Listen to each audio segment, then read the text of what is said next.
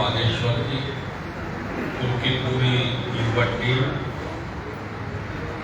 उनको मेरा बहुत बहुत धन्यवाद, बहुत बहुत आभार। इस परिषद में जिन्होंने भाग लिया है, सम्मान के योग्य हमारे उपासक, सम्मान के योग्य हमारी उपासिकाएं, हमारी बहनें, सभी को मेरा सादर नमो है। जय हिंद।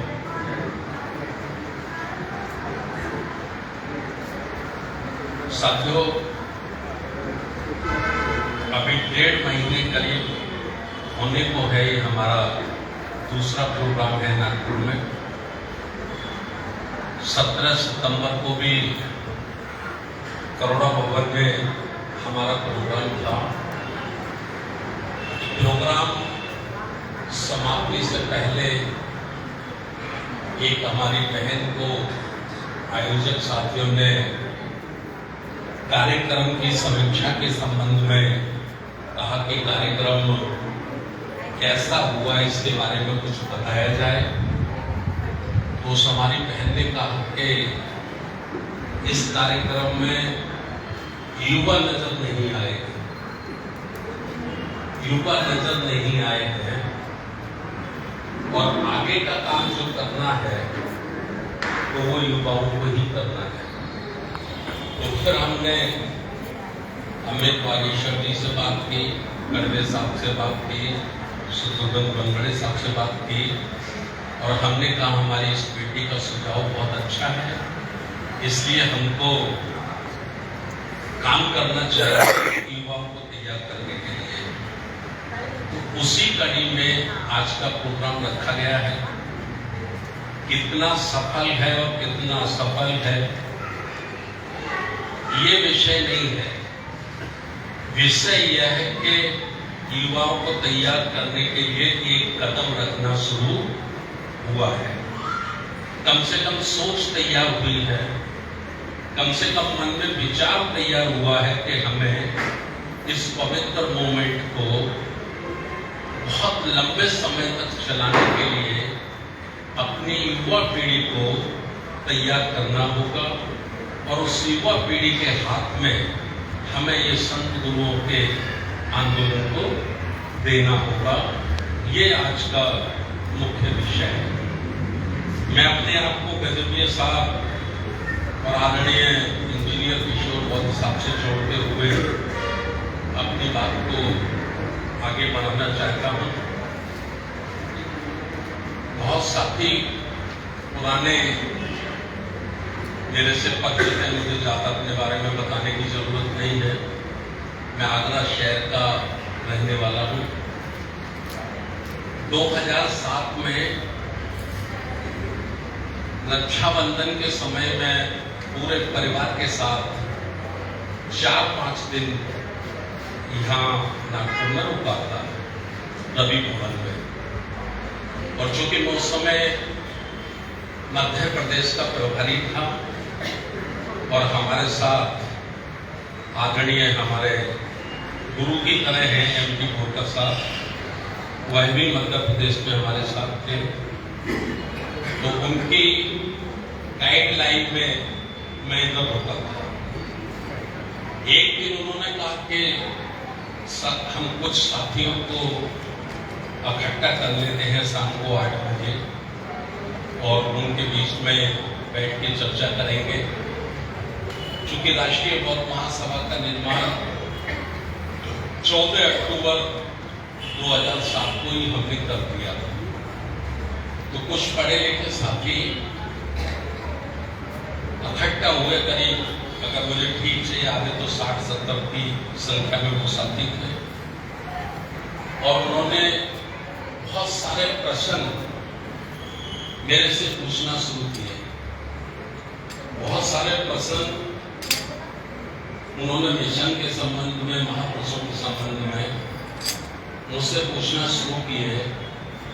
तो मैंने खड़े होकर हाथ जोड़कर कहा कि आप लोगों के साथ बैठकर बात करने का मेरा जो मकसद है वो सिखाने का नहीं है। मैं आपको कुछ सिखाने के लिए नहीं आया हूं, मैं आपसे कुछ सीखने के लिए आया हूं। आपसे कुछ सीख कर, आपसे कुछ तजुर्बा हासिल करके, तो उस तजुर्बे का फायदा उठाकर हम पूरे देश में समाज को तैयार करना चाहते हैं। बात आगे चली, लगभग 1 घंटे तक मैं बोलता रहा और 1 घंटे के बोलने के दौरान जो मैंने उन्हें बात कही, वो बात मैं आज आपके बीच में शेयर करना चाहता हूं। मैंने उनसे कहा निवेदन के साथ कि 1980 में जब मेरी उम्र 21-22 वर्ष की थी, तभी मैं वानसेप के माध्यम से मान्यवर काशीराम साहब से जुड़ गया था। और जब तक मैं मान्यवर काशीराम साहब से जुड़ा था, तब तक मैं बाबा साहब डॉक्टर अंबेडकर का नाम जानता था, क्योंकि हम लोग 14 अप्रैल बहुत बढ़ चढ़कर आगरा में मनाते थे, जहां से बाबा साहब की झांकी जयंती निकलती है। वहीं हमारी बुआ जी रहती थी, सगी बुआ, तो हम लोग जाते थे। खाने के लिए खीर पूरी मिलती थी, हम लोग झूला झूलते थे, आइसक्रीम खाते थे और बाबा साहब की जयंती है इतना भर जानते थे। इससे ज्यादा हमको अकल नहीं थी। लेकिन मान्यवर काशीराम साहब ने जो वानसेप तैयार किया, पढ़े लिखे लोगों को जो तैयार किया, उसके माध्यम से हम बाबा साहब डॉक्टर अंबेडकर के जीवन को समझ पाए, उनके संघर्ष को समझ पाए। उसी के माध्यम से हम समझे कि महात्मा ज्योतिराव फुले कौन है। उन्हीं के माध्यम से हम समझे छत्रपति साहूजी महाराज कौन है। उन्हीं के माध्यम से हम समझे गुरु नारायण, पेरियर रामास्वामी नायकर, मतलब जितने भी संत गुरु हैं, अगर उनसे किसी ने हमको परिचित कराया, उनके जीवन से किसी ने परिचित कराया, तो वो श्रेय, वो क्रेडिट केवल मान्यवर काशीराम साहब को और उनके द्वारा खड़ा किया गया सरकारी कर्मचारियों का जो संगठन था वानसेप, उसको जाता है। उससे हमको ज्ञान अर्जित हुआ और ज्ञान अर्जित होने के बाद जिज्ञासा बढ़े, मन में तमन्ना पैदा हुई। मेरी जूते की फैक्ट्री चलती थी, धीरे धीरे करके उसमें ताला लग गया, बंद हो गई और फुल टाइम हम केवल मान्यवर साहब के निर्देशों में इस काम में लग गए। ये बातें मैंने उनको बताई जो मैं आज आपके बीच में शेयर कर रहा हूं। मान्यवर काशीराम साहब ने जो उत्तर भारत में काम किया, महाराष्ट्र से तो वो चले गए थे, दुखी होकर, परेशान होकर महाराष्ट्र से तो चले गए थे, और उन्होंने वहां जो काम किया और उसका जो रिजल्ट आया, क्योंकि 2007 अगस्त में जब मैं आया था, तो हमारे उत्तर प्रदेश में स्पष्ट बहुमत की सरकार थी। मैं एमएलसी था, राज्य मंत्री का मेरे को दर्जा था। तो मैंने उनको बताया कि बाबा साहब डॉक्टर अंबेडकर की कर्मभूमि नागपुर है, महाराष्ट्र है, और जितना ज्ञान बाबा साहब के बारे में, तथागत बुद्ध के बारे में, महापुरुषों के बारे में महाराष्ट्र के साथियों को है, महाराष्ट्र में भी नागपुर, इतना ज्ञान, इतना तजुर्बा भारत में दूसरे लोगों को नहीं है, दूसरे लोगों को नहीं है। लेकिन महाराष्ट्र में, जैसा मान्यवर साहब कहते थे कि साहू फुले अम्बेडकर का मूवमेंट कामयाब नहीं होता, और हम एक ऐसे राज्य में, जिस राज्य में ब्राह्मणवादी व्यवस्था के 13 करोड़ देवी देवताओं ने जन्म लिया है। अगर सबने कहीं जन्म लिया है तो उस राज्य का कौन सा नाम है? उत्तर प्रदेश। उत्तर प्रदेश में ही सबने जन्म लिया है। उस उत्तर प्रदेश में बाबा साहब डॉक्टर अंबेडकर के बेटों की सरकार बनाने का हमको मौका मिला है। ये मौका क्यों मिला।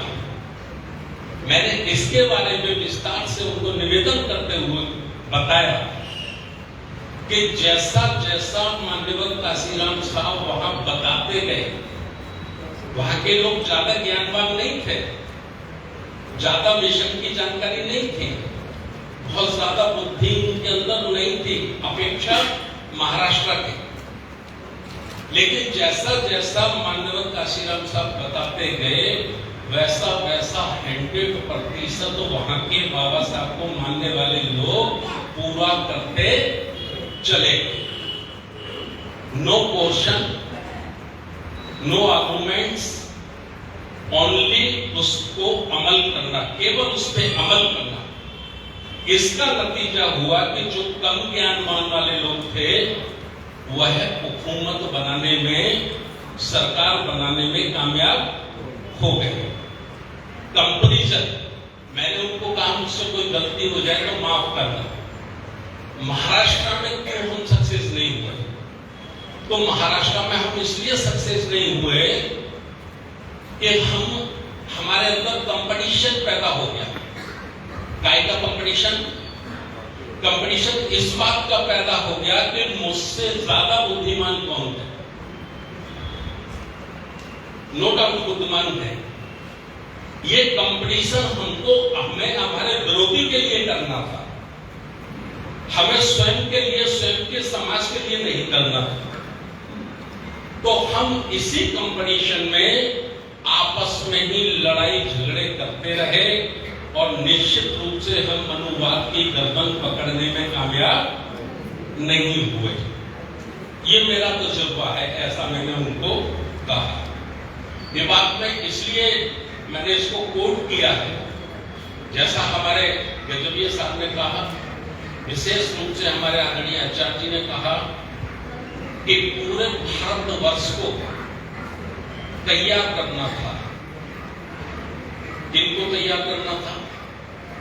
जिन्होंने बाबा साहब को पहले समझा, जिन्होंने बुद्धिज्म को पहले समझा, जिन्होंने महापुरुषों के मूवमेंट को, आंदोलन को पहले समझा, जिनकी आंखें पहले खुली, उनकी जिम्मेवारी थी कि उनको संपूर्ण भारत के बहुजन समाज को तैयार करना था। लेकिन ऐसा हो नहीं सका। ये बातें मैंने आपके बीच में रखी है। कुछ बातें मैं आपके बीच में रखना चाहता हूं। जो बात मैं आपके बीच में रखना चाहता हूं, मैं फिर आपसे रिक्वेस्ट कर रहा हूं, निवेदन कर रहा हूं कि मुझे आज भी बुद्धिज्म का कोई बहुत बड़ा तजुर्बा ज्ञान नहीं है। मेरा पूरा जीवन हमसे DS4 से लेकर BSP तक मेरा है, लेकिन मन में भाव है, मन में भाव है कि ये पवित्र काम है, ये प्राचीन काल की हमारी सभ्यता, संस्कृति, ये भारत में कामयाब होनी चाहिए। ये केवल मन भाव है। मन भाव के लिए हम लोगों को काम करने की जरूरत है। तो कांशीराम साहब, आपने बहुत सुना होगा, हमारे सीनियर साथी इधर बैठे हैं, अशोक पाटिल साहब बैठे हैं, तमाम हमारे और साथी बैठे हैं। कांशीराम साहब कहते थे कि जिस समाज को दोस्त और दुश्मन की पहचान नहीं होती है, वह समाज कभी कामयाब आंदोलन नहीं चला सकता। दोस्त और दुश्मन की पहचान करना बहुत जरूरी है, और कांशीराम साहब ने उसको पहचाना ही नहीं, बल्कि 1585 का एक फार्मूला देकर, बीच में एक लाइन खींचकर, उसको रेखांकित करके पूरे देश में उसका प्रचार प्रसार करने का काम किया। तो इसी तरह से बुद्धिज्म भारत में कामयाब होता नहीं है या होने नहीं दिया जाता।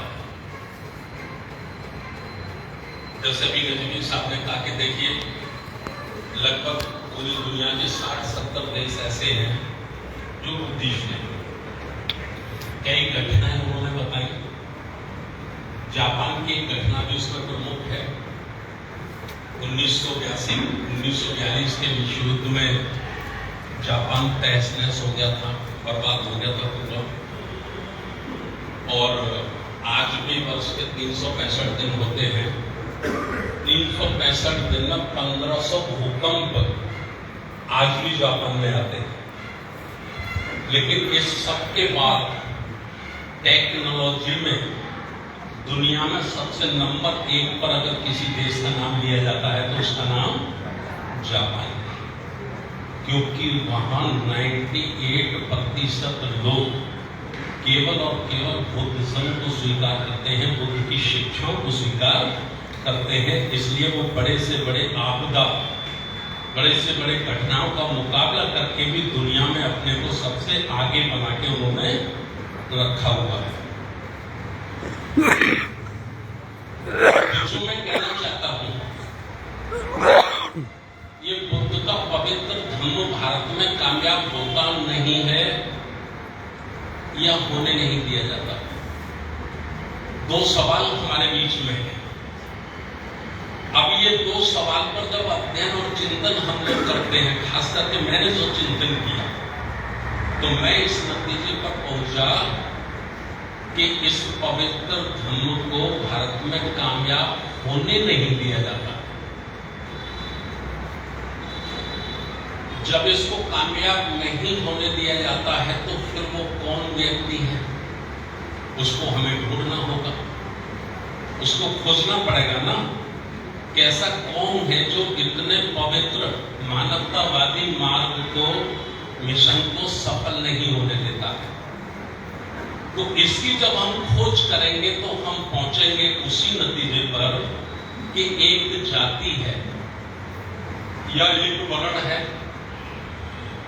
एक जाति है, एक वर्ण है, और उसकी आबादी कितनी है, उसकी शक्ति कितनी है।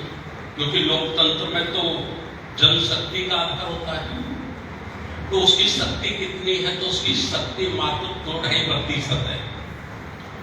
तो 2-2.5% वाला व्यक्ति 97% लोगों पर रूल करता है और 97% लोगों को सफल नहीं होने देता है। फिर इससे आगे जब हम अध्ययन करते हैं तो हम इस नतीजे पर पहुंचते हैं कि अब वो कोई जाति वर्ण नहीं है, अब वो एक विशाल संगठन का रूप ले चुका है। अब वो केवल एक जाति वर्ण नहीं है, अब वो एक विशाल मजबूत संगठन का रूप धारण कर चुका है और उसका नाम है आरएसएस। उसका नाम क्या है? आरएसएस। उसका हेडक्वार्टर भी नागपुर में है। तो अब सवाल ये बनता है कि हमारे देश में प्रमुख संघर्ष, मुख्य संघर्ष किस चीज का है? सत्ता का है या संस्कृति का है?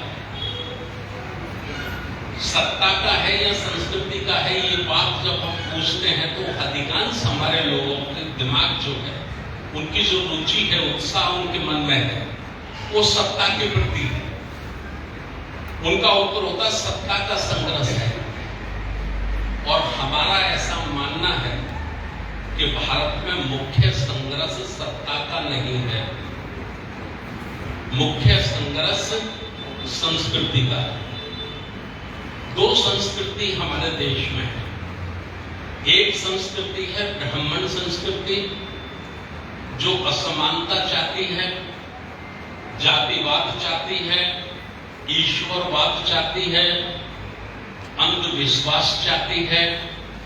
और एक संस्कृति है श्रमण संस्कृति, जो मानवता चाहती है, इंसान और इंसानियत चाहती है, समानता चाहती है। और और इसको अगर हम आपके शब्दों में इस्तेमाल करें इनका नाम, तो हम उससे बड़े फख्र के साथ कह सकते हैं कि हमारे बीच में दो विचारधाराओं का संघर्ष है, और वो संघर्ष है मनुवाद और अम्बेडकरवाद। मनुवाद जो प्राचीन काल की ओर खींच के ले जाना चाहता है, और अम्बेडकरवाद जो तथागत गौतम बुद्ध की श्रमण संस्कृति मानवतावाद की ओर खींच के ले जाना चाहता है। ये दो बातें हमारे बीच में हैं। अब इन दो बातों में हमें दो चीजें सपोर्ट करती हैं,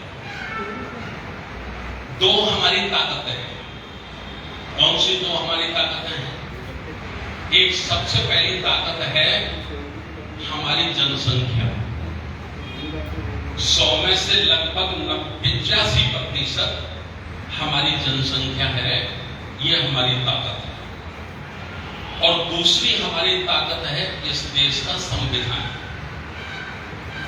इस देश का संविधान हमें हमारी शक्तियों के लिए, हमारे अधिकारों के लिए, मानवीय जीवन के लिए हमको मदद करता है, हमको सपोर्ट करता है। ये हमारे पक्ष में है। विपक्ष में क्या है? विपक्ष में सबसे पहले जो हमारे बीच में है वो है इस देश का मीडिया। इस देश का मीडिया, चाहे वो इलेक्ट्रॉनिक मीडिया हो, टीवी टेलीविजन हो, चाहे वो प्रिंट मीडिया हो, अखबार हो, ये 100% मीडिया हमारे विरोध में है, ये हमारे पक्ष में नहीं है। दूसरा क्या है? दूसरा है इस देश का उद्योगपति वर्ग। उद्योगपति वर्ग, 20 उद्योगपति ऐसे हैं हमारे देश में कि उन 20 उद्योगपतियों की जो संपत्ति है, धन संपदा है, उसको एक पलड़े में रख दीजिए आप, केवल 20 का नाम ले रहा हूं मैं, और बाकी सारे भारत के लोगों की संपत्ति आप एक पलड़े में रख दीजिए। 20 लोगों की संपत्ति का जो पलड़ा है वो सारे देश के लोगों की संपत्ति से ज्यादा है हमारे देश में। ये हमारे दूसरा, इस देश का जो सिस्टम है, संवैधानिक सिस्टम, संवैधानिक पोस्टें, जो पद हैं, उन पर 100%, 100% हमारे मानवतावादी विरोधी लोगों का कब्जा है। हम नारा तो लगाते हैं कि संविधान हमारा, हम बहुत जोर जोर से चीखते हैं कि हमारे बाबा साहब ने हमको संविधान दिया है, लेकिन सच्चे दिल पे हाथ रखकर सोचकर बताओ, क्या हम संविधान के पास भी खड़े हैं? जहां संविधान पावर में है, संविधान पावर में कहां है? पार्लियामेंट, लोकसभा। संविधान पावर में कहां है? विधानसभा। क्या विधानसभाओं में, लोकसभाओं में हम इतनी बड़ी शक्ति के साथ वहां है कि संविधान को छू सके? मेरे ख्याल आंसर होगा नहीं। संविधान तो उन्हीं के हाथों में है ना। जो संविधान को पसंद नहीं करते, जो लोकतंत्र को पसंद नहीं करते, वही लोग संविधान पर कब्जा करके बैठे हुए हैं। हम तो उसको छूने की भी ताकत में नहीं है। तो ये कुछ बातें हैं, इन कुछ बातों को ध्यान में रखते हुए हम लोगों ने ये अध्ययन चिंतन किया। खास करके विशेष रूप से आदरणीय हमारे बीच में इंजीनियर किशोर बौत्सा, हम लोगों ने ये विचार किया कि जो इस देश का मूल निवासी है, प्राचीन काल का बौद्धिस्ट है, प्राचीन काल का, उसकी घेराबंदी कर ली गई है। ब्राह्मणवादी व्यवस्था के लोगों ने उनको षड्यंत्र पूर्वक पूर्वक अपने जाल में फंसा लिया है। ये समस्या है। अब इस समस्या से हमको उनको निकालना है। अब उसको निकालना है तो उसके निकालने के लिए हमको उपाय करने होंगे, और ठोस उपाय करने होंगे। तो ठोस उपाय करने के लिए हमें क्या करना होगा? तो ठोस उपाय करने के लिए हमने उसका जो मैप तैयार किया, वो मैप ये तैयार किया कि हमारे देश में 37 राज्य हैं, 28 राज्य जहां मुख्यमंत्री होते हैं, और 9 राज्य हैं जो केंद्र शासित हैं, जिनको कमिश्नर चलाता है या गवर्नर चलाता है, वहां मुख्यमंत्री नहीं होता। तो ऐसे 37 राज्यों में जिले कितने हैं? तो लगभग 775 जिले हैं। तो 775 जिलों में हमको एक एक जिले में सबसे पहले अपने 5 ट्रेंड प्रचारक तैयार करने होंगे। ट्रेंड प्रचारक तैयार करने होंगे और उनके माध्यम से फिर हमको ग्रास रूट तक जाना होगा, मोहल्ले तक जाना होगा, ग्राम पंचायत तक जाना होगा, और 5 की टीम हमको तैयार करनी होगी। क्योंकि 100 करोड़ लोगों को, मेरा ऐसा मानना है कि इस देश का एससी, जिसे हम शेड्यूल दलित समाज कहते हैं, इस देश का एसटी, जिसको हम आदिवासी कहते हैं, इस देश का ओबीसी, जिसको हम पिछड़ी जाति कहते हैं, इनकी आबादी लगभग 100 करोड़ है। और ये 100 करोड़ लोग ना कभी हिंदू थे, ना हिंदू हैं, और ना ही दुनिया का कोई ग्रंथ इनको हिंदू साबित कर सकता है। बाबा साहब डॉक्टर अंबेडकर जी के शब्दों में कहें तो ये हिंदू षड्यंत्र के शिकार लोग हैं।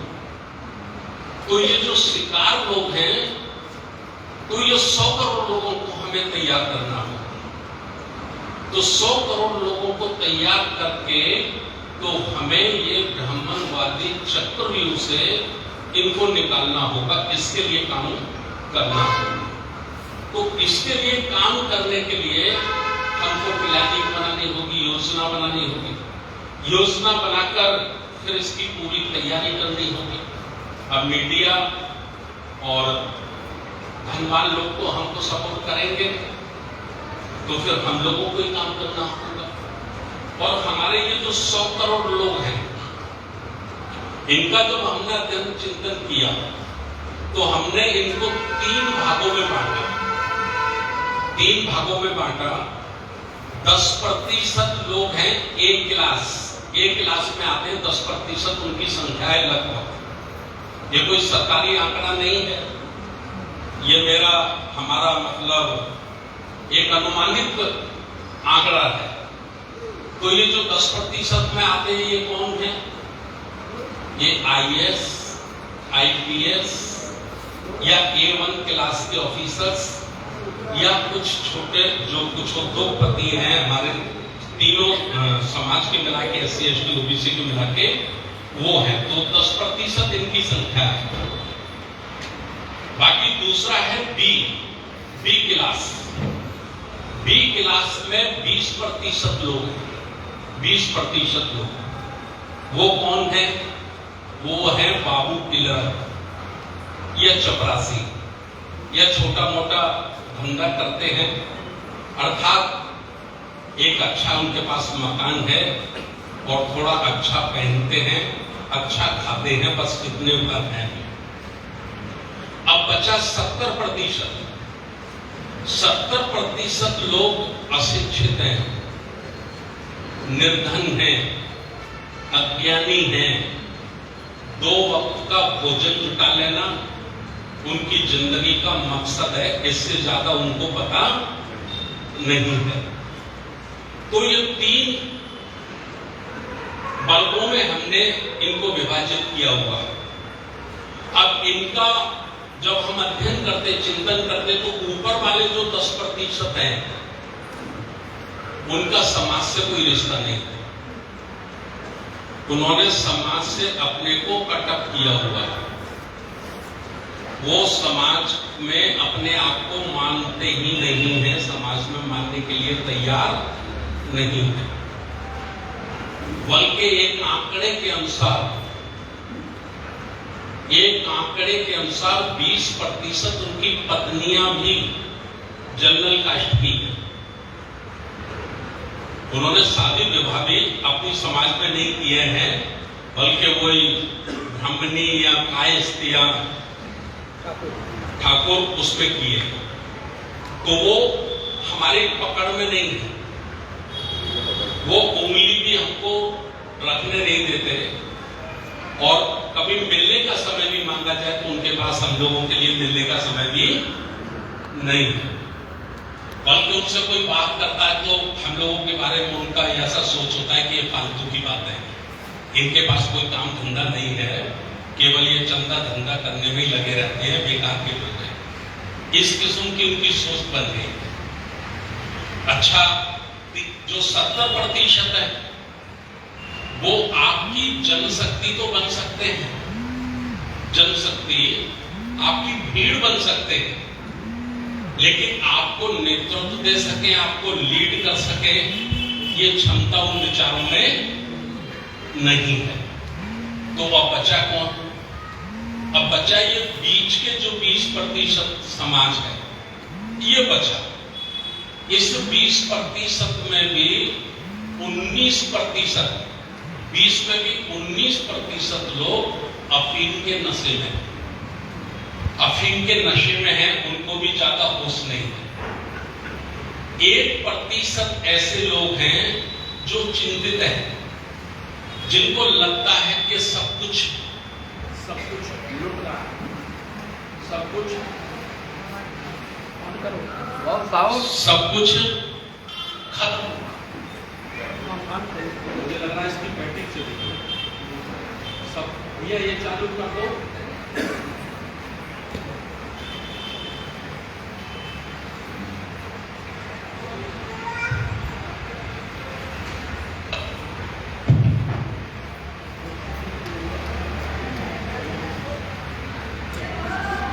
हेलो, तो वो भी उनकी मैं भी आ गया हूँ। ऐसे कर रहे हैं, थोड़ा खोलते हैं, थोड़ा बंद करते हैं, थोड़ा खोलते हैं, थोड़ा बंद करते हैं। खोलते तो उनको लगता है यार कुछ करना चाहिए, कुछ करना चाहिए, हमारे बच्चों का भविष्य बड़े खतरे में है। और जब आंखें बंद हो जाती है तो फिर वो सोचते हैं कि चलो यार, अब मैं क्या कर सकता हूँ, मैं क्या कर सकता हूँ, मैं क्या कर सकता हूँ। इस किस्म की परिस्थितियों से वर्तमान में हम लोग गुजर रहे हैं। ये मैं सच्चाई का दर्शन आप लोगों के बीच में रख रहा हूं। जरूरी नहीं है बात सच हो, लेकिन मेरा जो अनुभव है, मैं जो महसूस करता हूं, वो मैंने आप लोगों के बीच में शेयर किया है। तो इस काम को करने के लिए हमने ये तय किया कि भाई जो धम्म के आंदोलन को कामयाब नहीं होने देता, उसकी शक्ति क्या है, उसकी ताकत क्या है। तो उसकी सबसे पहली ताकत है 100% मीडिया उसके साथ खड़ा है। उसकी इतनी भर बात वो 10 मिनट में देश के 140 करोड़ लोगों तक पहुंचाने में कामयाब होता है। हम 100 लोगों तक पहुंचाने में हमको 10 दिन लगते हैं, उनको 100 करोड़ लोगों तक पहुंचाने में 10 मिनट लगते हैं। पक्का ना? ये उनकी शक्ति है। दूसरी शक्ति 2 लाख ब्राह्मणों के लड़कों ने अपने को अविवाहित रखकर गृह त्याग करके संघ को समर्पित किया है। उन्हें इस देश को ब्राह्मण वैभव का राज्य घोषित करने के लिए। एक हिंदू शब्द तो एक धोखा है, ये तो एक धोखा है। लोकतंत्र है तब तक, अगर लोकतंत्र ना हो, आपको वोट देने का अधिकार ना हो तो फिर हिंदू शब्द का इस्तेमाल नहीं होगा, फिर सीधा ब्राह्मण संस्कृति का इस्तेमाल होगा। मैं बड़ा क्लियर बता रहा हूं आपको। तो ये उनके पास है, और गांव तक मोहल्ले तक उन्होंने अपना संगठन स्थापित कर दिया। 97% लोगों की घेराबंदी करने के लिए उनके 1600 संगठन काम कर रहे हैं, और सबका ग्रैंड आरएसएस, हिंदू विश्व परिषद हुआ, सेवा भारती हुआ, भारतीय मजदूर संघ हुआ, जितने भी संगठन है उनकी लगभग संख्या 1600। आप ये मानकर चलिए कि जो शमशान घाट होता है ना, जहां अंतिम संस्कार होता है, वहां भी उनका संगठन है। आज से 10 वर्ष पहले की बात मैं आपको बता रहा हूं। 10 वर्ष पहले, 15 वर्ष पहले शमशान घाट पे कभी भी एक चीज नहीं मिलती थी जो आज मिलती है। क्या मिलती है? एक चबूतरा मिलता है, उसके पीछे महादेव जी होते हैं, महादेव जी के ऊपर चुटिया होती है, और चुटिया में पानी का कनेक्शन होता है। समझ रहे कि नहीं? तो जो भी कोई अर्थी आती है तो उसको वो उनका बंदा वहां रेडी रहते 4-5 लोग, थोड़े दूर से साथ में जुड़ जाते हैं, आगे की लाइन में रहते हैं, और लाकर सीधा वो महादेव जी के यहाँ लगाते हैं, और वहां पीछे से वो उसको नल की टोटी खोल देते हैं, ऊपर से धार पड़ती है, और वो उसके परिजन को, परिवार वालों को बताते हैं कि गंगा जल से स्नान करा रहे हैं, क्योंकि अब इनको स्वर्ग जाना है। स्वर्ग जाना है तो गंगा जल से नहा धो के जाना चाहिए ना। अच्छा, उनके जो परिजन लोग होते हैं वो बेचारे दुखी होते हैं, भावनाओं में होते हैं, तो जैसा जैसा उनको बोला जाता है वैसा वैसा वो करने में लग जाते हैं। मैं इसलिए ये सारी बातें आप लोगों के बीच में रख रहा हूं कि बहुत बड़े षड्यंत्र में हमारे 100 करोड़ लोग आज फंसे हुए हैं। उनको निकालना है, उनके लिए काम करना है। तो उनके लिए काम करना है तो जो मैंने आपको कहा कि 1% लोग चिंतित हैं, तो जो 1% लोग चिंतित हैं वो आंदोलन करना तो चाहते हैं, एक आंदोलन खड़ा तो करना चाहते हैं, लेकिन आंदोलन सुखद होना चाहिए, सुखद, सुखमय। उस आंदोलन में दुख नहीं होना चाहिए। सुख की श्रेणी में क्या आता है? जैसे ही हम अपने साथियों से कहते हैं कि भाई कोई मीटिंग लगाओ, सेमिनार रखो, प्रशिक्षण रखो, तो वो कहते हैं सर रविवार रखो, रविवार रखो, दूसरा दिन क्यों नहीं? दूसरे दिन लोग आते हैं। ठीक, जून का महीना है, मई का महीना है, मई जून में बोलते तो सब थोड़ा ठहरो, अभी मौसम गर्म है, थोड़ा ठंडा होने दो। फिर अगस्त आ जाता है, जुलाई आ जाता है, जुलाई अगस्त में कहते तो साहब अभी बारिश से थोड़ा रुको, है ना? तो कई लोगों तो मैं चिल्ला के कहता हूं क्योंकि गर्मी पड़ रही है तो ऑफिस तो खाली पड़े होंगे, सरकारी दफ्तर सारे खाली पड़े होंगे, प्राइवेट दफ्तर खाली पड़े होंगे, लोग तो गए नहीं होंगे ना घर से। अरे नहीं साहब, नौकरी के लिए तो जाना पड़ता है। तो नौकरी जाने के लिए गर्मी नहीं है, सर्दी नहीं है, बरसात नहीं है, और महापुरुषों के मूवमेंट के लिए गर्मी भी आएगी, बरसात भी आएगी, सर्दी भी आएगी। इसका मतलब हम आंदोलन तो चलाना चाहते हैं, लेकिन उसमें दुख नहीं होना चाहिए, सुखद हो। तो सुखद आंदोलन चलाकर हम जीवन में कभी भी मनुवाद से, ब्राह्मणवाद से मुकाबला नहीं कर सकते हैं, क्योंकि वो 365 दिन काम करता है। अभी कुछ समय पहले मोहन भागवत का एक मैंने स्टेटमेंट अखबार में पढ़ा था, 7-8 महीने पहले, आप लोगों के यहाँ भी छपा होगा। मोहन भागवत कहते हैं कि अभी हम 65,000 शाखाएं रोज लगा रहे हैं, और अगले 2025 तक हम ये 80,000 शाखाएं कर देंगे। अब आप सोचिए, आप सोचिए जिनसे आपका मुकाबला है, जिन्होंने समूचे लोकतंत्र और संविधान को अपने शिकंजे में ले लिया है, अपने चक्रव्यूह में ले लिया है, वो तो 65,000 शाखाएं वो 4 बजे सुबह लगाते हैं। और जिनका सब कुछ लुट गया है, जिनके पास कुछ नहीं है, वो कहते हैं नहीं साहब थोड़ा मौसम ठीक होने दीजिए, नहीं साहब थोड़ा रविवार रखिए। तो क्या मुकाबला कर पाएंगे? नहीं कर पाएंगे ना। तो इसके लिए हमको तैयारी करनी है। तैयारी करनी है 365 दिन काम करने के लिए। तो ये कुछ बातें जो मैंने कही है, तो हमारा जो 100 करोड़ समाज घेरे में है, उसको हमें निकालना है। एक बात मैं 5-7 मिनट और लूंगा, क्योंकि आप 12 साढ़े 12 बजे से बैठे हैं, मैं ज्यादा समय आपका नहीं लूंगा। बहुत सारे संगठनों का हमने अध्ययन किया। ये अध्ययन किया कि ये कामयाब क्यों नहीं हुए, तो कामयाब क्यों नहीं हुए, सफल क्यों नहीं हुए, और जितना कामयाब होना चाहिए था उतना कामयाब क्यों नहीं हुए। तो हम इस नतीजे पर पहुंचे कि कामयाब होने के लिए 2 चीजों की बहुत सख्त आवश्यकता है। वो एक है जनवल माने समाज को तैयार करना, ठीक, और दूसरा है धनवल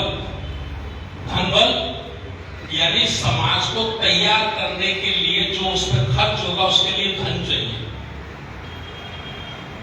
तो ना तो हम जनवल तैयार कर पा रहे हैं और ना ही हम धन का प्रबंध कर पा रहे हैं।